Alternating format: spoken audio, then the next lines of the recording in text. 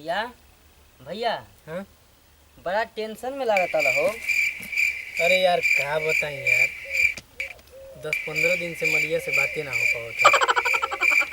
Phone करते ही तो उठाते नहीं खे, आना मिल ही आवती है। हाई का ले हुआ। अरे यार ये जहर है, मन करता जहरिया खा के मर जाए। अरे ऐसा मत करो, चलो एगो बरिया में साधु बाबा ना हम भेंट करा देते हैं। ऐसा मंत्र मरिया एगो की एकदम तो मरिया पछाव पछाव लगी एकदम घूमे। क्या बात करती है? एकदम सही कहत ही, सही कहत हुए? एकदम सही। चलो अबे भेंट करा देते हैं। कुछ खर्चो बर्चा लगी? एकदम कुछ ना हो, तनी मनी खर्चा बर्चा लगी। चलो तो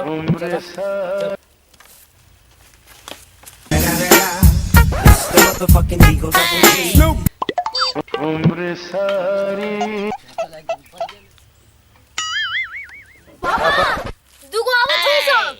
बाबा दुगो आवत हूं से जल्दी। तो का देखत रे, कुल सामान की तैयारी कर। बाबा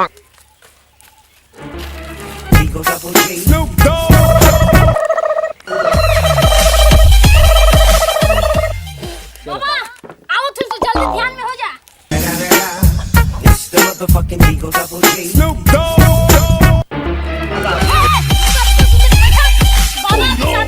बाबा तो लोग सब कुछ दूर कर दिए। बैठा जो ढेर टाइम लगी। ना ना बस 2 मिनट।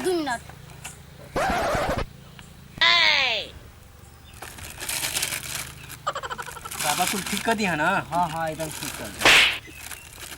एकदम पक्का यकीन बना? हाँ हाँ एकदम पूरा।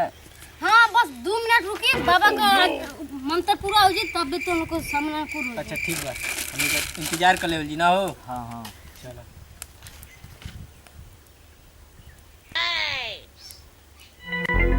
बड़ा धुआं होता मर्दे। शांति कैसे बाबा रहे ना इनमें? शांति। धुआं ना आई, हम सामग्री का कुल जलावला। ओम शांति। अरे बाबा खुश रह शांति। का प्रॉब्लम बा बच्चा? बाबा बहुत बड़ प्रॉब्लम बाटे। अरे का भइल?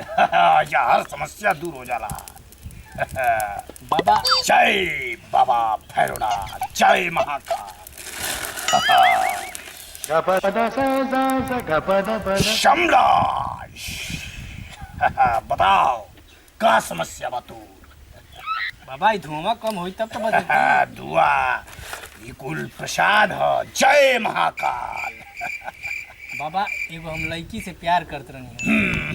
मैटर गंभीर बा। मास्टर बाबा इन लोग को जाना तनी 10-15 दिन हो गई, फोनवा करती उठौतो ना हिया, आ ना फोनवे करती ना मिलही आवतिया। मारा एगो मंत्र मकड़ी नियर तोरा पे आई।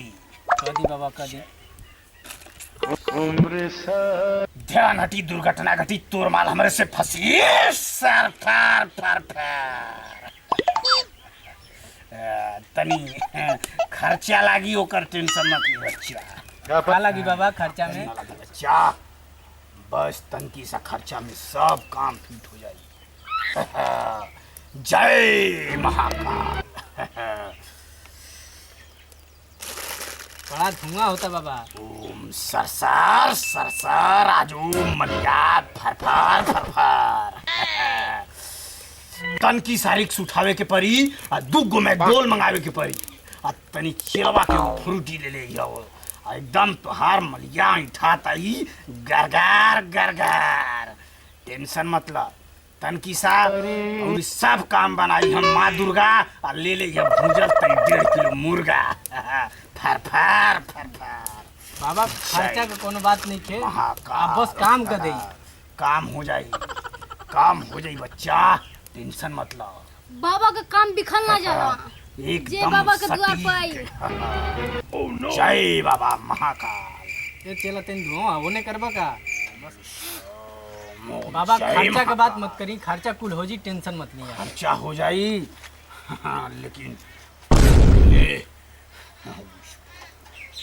जय हर हार फर फर फर फर। हम मलिया आई सर सर सर सर। खटिया करी चर चर चर चर, आ देहिया करी मरमर मरमर।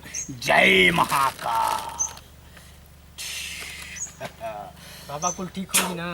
हाँ एकदम ठीक हो जाई आ टेंशन लेहला के बात ना हो तनको दिक्कत ना आई है चलवा के 30 रुपया दे दा आ जाफर आलू बान मंगा दो ओह नो देखा कैसे नागिनियर अंठात आई हो जय महाकाल जय महाकाल जय महाकाल राती का सुतिहा जन लिहा अंगड़ाई आ माल तोरा से बरोबर मिले आई जय महाकाल बस इतने का दिक्कत बाबा। जय ओम शांति ओम शांति आ एगो भभूत फूक के देत हई आ देखिया जय महाकाल बाबा कुल सही हो जी ना। एकदम सही हो जी लाह एगो भभूत फूक के दे देत हई आ एकदम समझ ल कि ई भभूत ले जाके ओके सुतला में फेंक दिया ठीक ठीक आ बा। सुतला में फेंक दिया ओकर गलती से ओकर बाप पर मत पड़े ना तो ओकर 33,000 पावर ह सार जर के लुआट हो जीवा ठीक बा बाबा। एकदम गलती मत करिया ठीक बा दे। ओम सरसार सरसार फरफार फरफार हईल माल मलिया पर डाल दिया एकदम कूल काम बन जाई ठीक बा बाबा। एकदम सही हो जाए ठीक बा।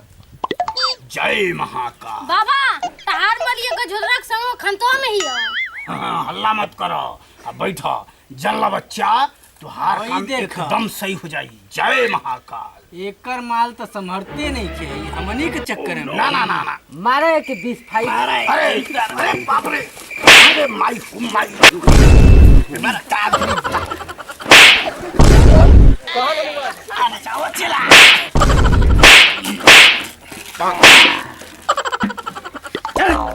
चला चलो